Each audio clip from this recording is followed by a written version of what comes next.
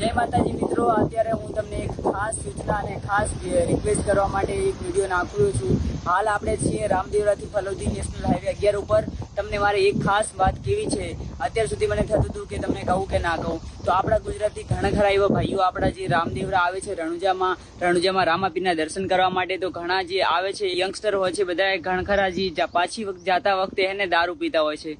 તો મિત્રો તમે દારૂ ના પીવો એવી હું તમને રિક્વેસ્ટ કરું છું. આપણા ઘરે ગુજરાતી છે ને, આપણા ગુજરાતમાં જઈ અને આરામથી દારૂ પીને સૂઈ જાઓ, કારણ કે તમે અહીંયાથી ગાડી ચલાવતા હોય કે બાઇક ચલાવતા હોય ત્યારે તમે દારૂ પીવો છો તો જેનાથી તમને બહુ નુકસાન પણ થશે, અને સમજો ને કે એક્સિડન્ટ થયા તો તમારી જીવને પણ હાનિ થશે.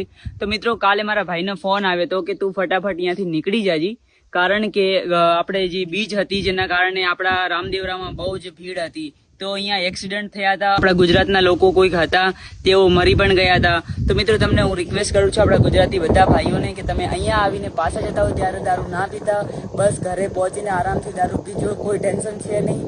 અને આ વાતથી તમને કંઈ ખોટું લાગ્યું હોય તો મિત્રો મને માફ કરજો. બસ આ મારે કેવું હતું હકીકત હતી કે બસ તમે પ્લીઝ દારૂ ના પીવો.